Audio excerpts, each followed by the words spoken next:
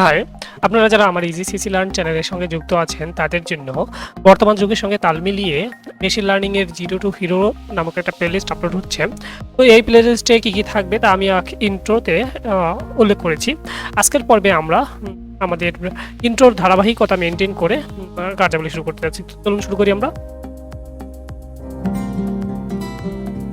তো আমরা আমাদের প্লেলিস্টের ইজি সিসি লার্ন পক্ষ থেকে আপলোড করতেছি।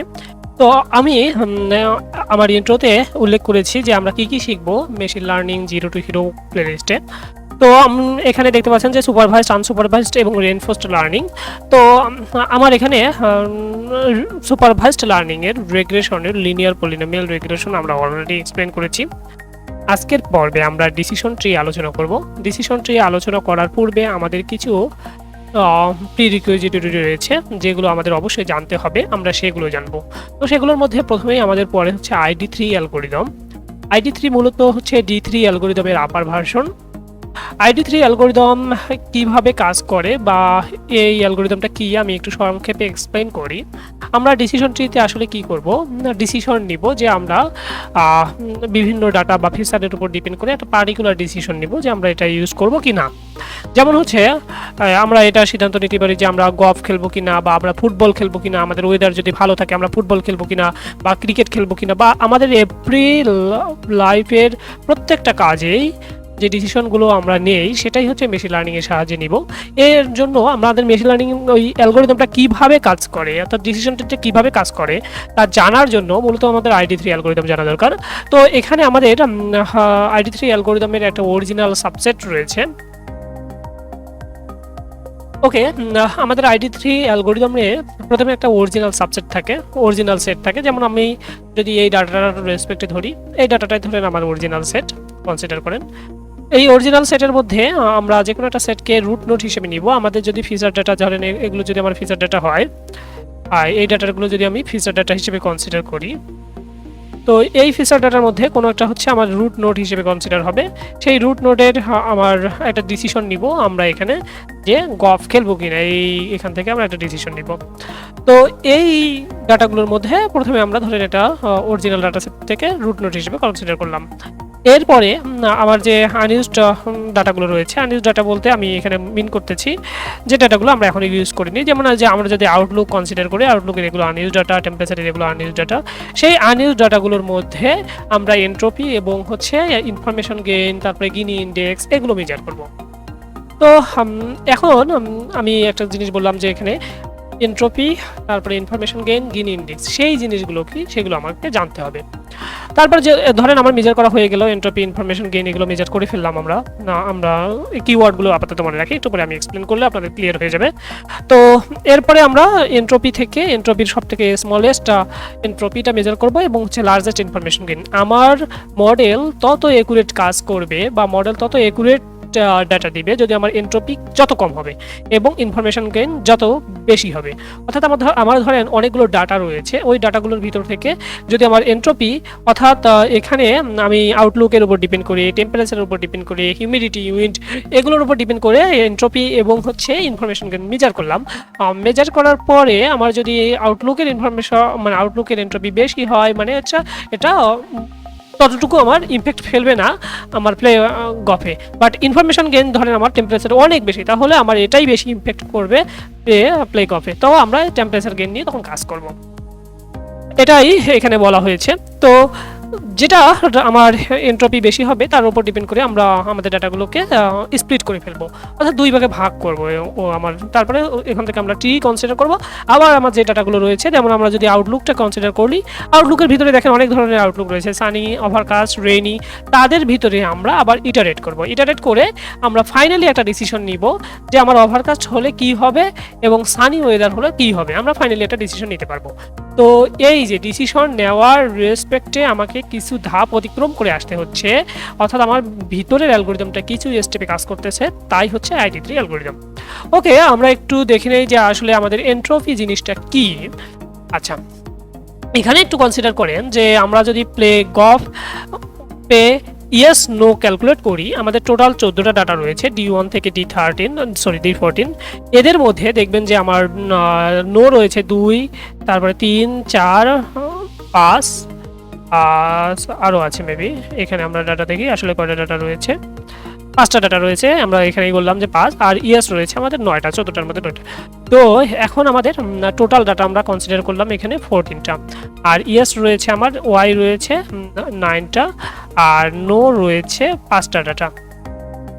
ওকে, এখন আমরা এখান থেকে এটার এন্ট্রপি কত হবে তা মেজার করতে পারবো। এন্ট্রপি হচ্ছে র্যান্ডমনেস, অর্থাৎ আমার এখানে ইয়েস নো হওয়ার যে র্যান্ডম পসিবিলিটি, তাই হচ্ছে আমার এন্ট্রপি।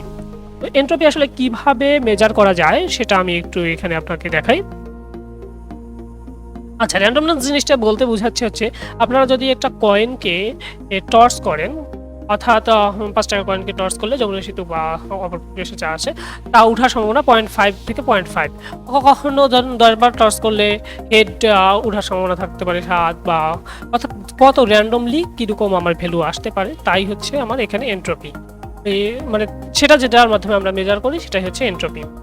তো এন্ট্রপির অনেক ভালো ভালো সংজ্ঞা রয়েছে। আমরা এন্ট্রপির সংজ্ঞা এরকম দিতে পারি: entropy is the measure of uncertainty of A random variable.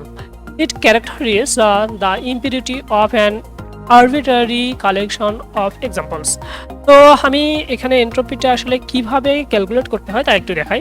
Entropy equal px log 2 1 by px, অর্থাৎ সামেশন, অর্থাৎ আমার প্রবাবিলিটি অফ এক্স, যার আমরা এন্ট্রপি ক্যালকুলেট করতে যাচ্ছি বা যা আউটপুট পেতে যাচ্ছি তার প্রবাবিলিটি p of x আমার x ডাটার উপর ডিপেন্ড করে log 2 1 by p of x, অর্থাৎ আমরা ক্যালকুলেট করতে চাচ্ছি আমার আর হওয়ার সম্ভাবনা, মানে গলফ খেলার সম্ভাবনা কতটুকু অথবা না খেলার সম্ভাবনা কতটুকু, তাদের আমরা যে র্যান্ডমনেসটা ক্যালকুলেট করব সেটাই হচ্ছে এন্ট্রপি। এটার জন্য আমরা এই সূত্র ইউজ করি। আপনারা এই সূত্রটা কাইন্ডলি যারা দেখতেছেন এই সূত্রটা একটু মনে রাখার চেষ্টা করবেন।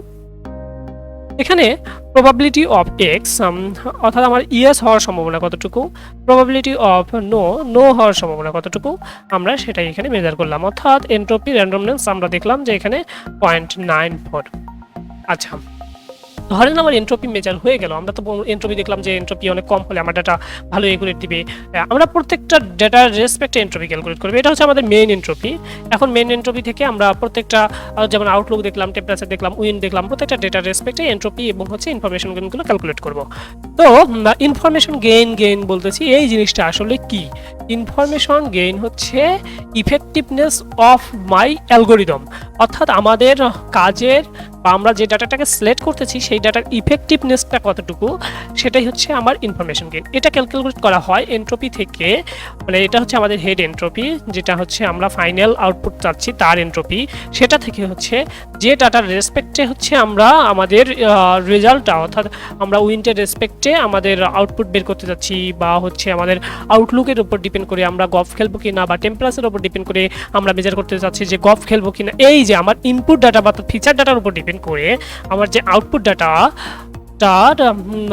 মেজার করতে চাচ্ছি, অর্থাৎ এদের মধ্যে রিলেশনাবল এন্ট্রপিটা হচ্ছে আমার এই এন্ট্রপি।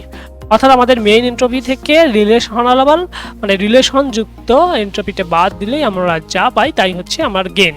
অর্থাৎ গেইনের আমরা একটা ভালো সংজ্ঞা দিতে পারি যে গেইন হচ্ছে আমার ইফেক্টিভনেস, আমার অ্যালগোরিদম কত ভালো কাজ। তো আমরা সংজ্ঞা দিতে পারি এইভাবে যে information gain is the effectiveness of an attribute in ক্লাসিফাইং in the training data set. তো আমি আবারও বলতেছি যে ইনফরমেশন গেইন হচ্ছে আমাদের ইফেক্টিভনেস, আমরা যে অ্যাট্রিবিউটগুলো ইউজ করতেছি তার। তো এখানে কিভাবে ক্যালকুলেট করা হয় তার একটা আমি ডেফিনেশন এখানে দিয়ে দিয়েছি। আমরা একটু বেসিক্যালি দেখি আমাদের কাজের মাধ্যমে যে এন্ট্রপি এবং ইনফরমেশন গেইন আসলে কিভাবে মেজার করা হয়। এখানে দেখেন, আমি যদি এখানে ডাটাটা ইয়ার সাপেক্ষে কনসিডার করি, অর্থাৎ উইন্ডের সাপেক্ষে আমরা যদি আমাদের গেইন কতটুকু হবে তা মেজার করতে চাই, তাহলে আমরা আসলে কিভাবে মেজার করতে পারবো সেটা একটু দেখি। ওকে, আমি বললাম যে আমার উইন্ডের সাপেক্ষে যদি আমরা মেজার করতে চাই তাহলে এন্ট্রপি, আমাদের মেইন যে এন্ট্রপি মাইনাস হচ্ছে আমাদের উইন্ডের সাপেক্ষে এন্ট্রপি। তো আমার উইন্ডের সাপেক্ষে এন্ট্রপিটা আগে বের করে নিয়ে আসতে হবে যে উইন্ডের সাপেক্ষে এন্ট্রপি কত হতে পারে।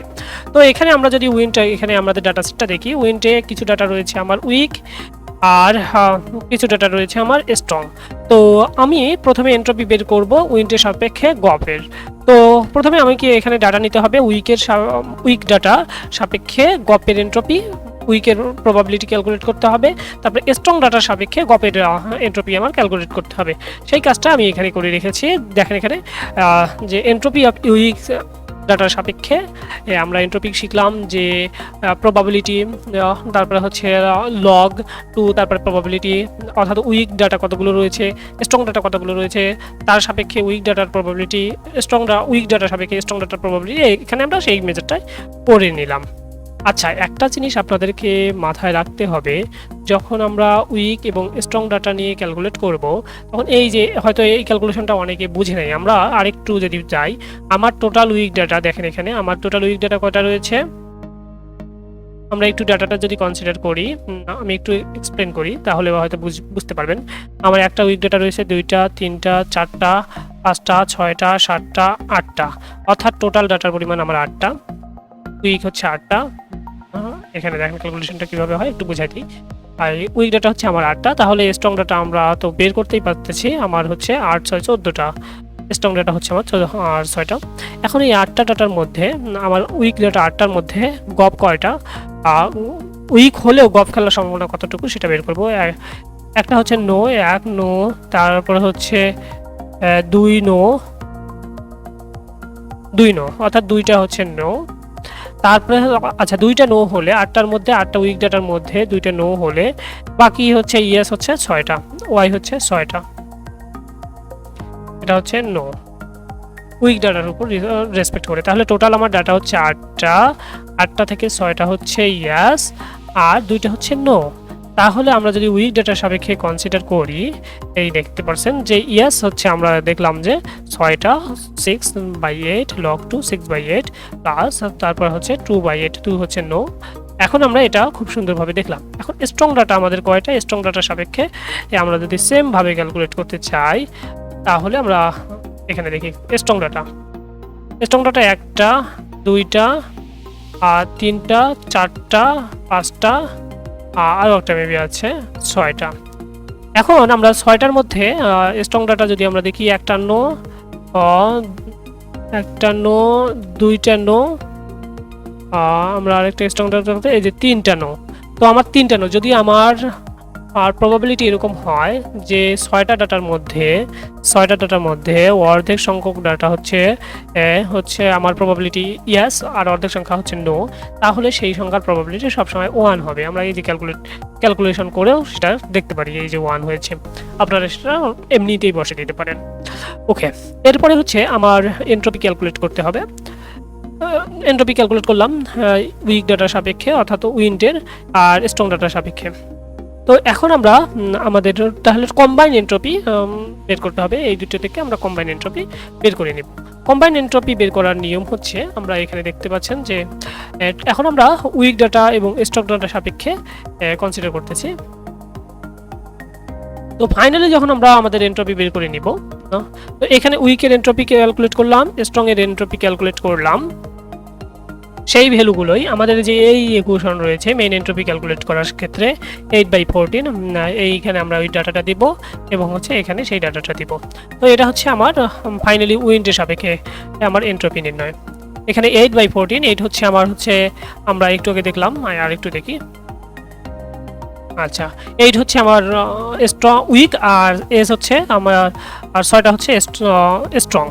তো এই উইক ডাটা সাপেক্ষে আমার উইক ডাটা ভাগ হচ্ছে মোট ডাটা, আমরা প্রবাবিলিটি, তারপরে এন্ট্রপি অফ উইক, এই যে আমার এই ডাটাটা এখানে বসবে, তারপরে হচ্ছে আমার এন্ট্রপি অফ স্ট্রং, এই ডাটাটা এখানে গিয়ে বসবে। তার বসানোর ফলে আমরা এখান থেকে একটা রেজাল্ট পাবো, আর এন্ট্রপি আমরা আগেই তো ক্যালকুলেট করে নিলাম, অর্থাৎ ফাইনালি আমরা ইনফরমেশন গেইন পেয়ে গেলাম এখানে আমাদের উইন্ড ডাটার সাপেক্ষে। এখানে দেখেন উইন্ড ডাটার সাপেক্ষে আমরা ইনফরমেশনগুলো তুলনামূলক কম পেয়েছি।